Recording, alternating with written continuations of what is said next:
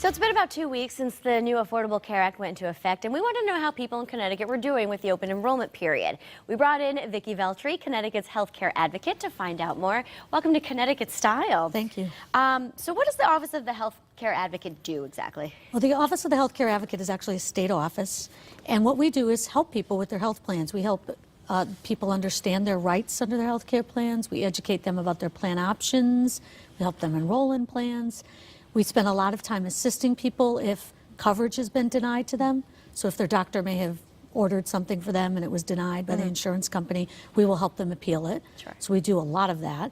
And the third thing we actually do is a lot of systemic healthcare advocacy work. So when we see a problem that keeps happening over and over again, we try to get it fixed. Got it. So October 1st, the marketplaces across the country opened up shop. That's right. Before that, how many people in Connecticut didn't have insurance? We have about 340,000 or so people in our Really? state who are uninsured. And have people been enrolling? Have you been busy? What's the outcome been so far? Yeah, busy is almost an understatement right I would now. imagine. The number of hits to the website far exceeded anything I think that any of us imagined. Okay. And people are enrolling. We have a few thousand people already who have picked their plans and are off to the races with coverage. Now, initially, we were hearing about problems online. Right. What was going on, and do you think it has been worked out? I think some of the problems, at least the problems in Connecticut, were pretty much related to just demand.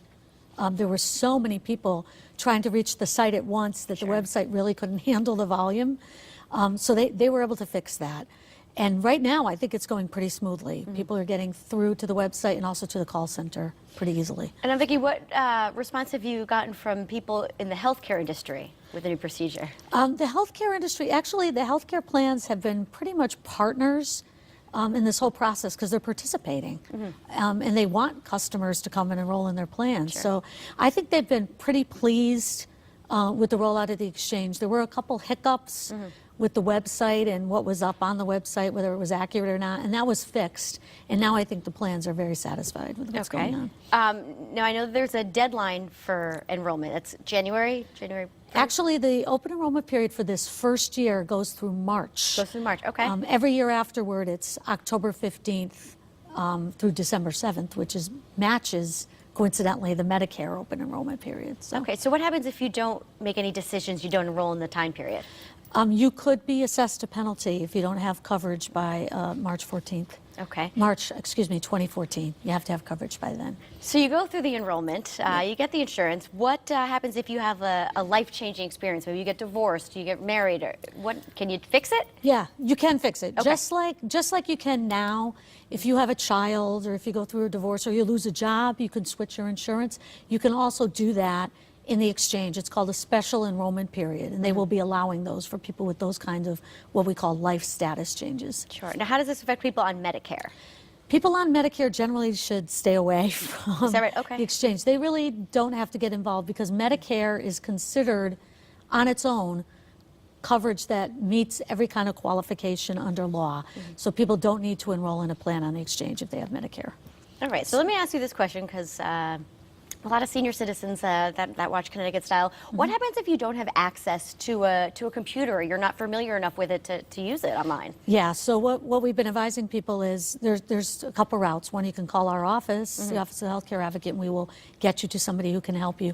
We have a program called the Navigator, an in-person assister program that we started with the exchange. And the idea there is people can go to a call center, they can call a number, through Access Health CT or our office, and we will get them to a person that's in their geographic area to help walk them through the process and enroll them. So it really shouldn't be overwhelming. I mean, you're a great resource. No, and that's why we're there. We're there to help people through this process. We know insurance can be complicated, and frankly, that's why we exist, to help people through it. Well, Vicki, where can we find you?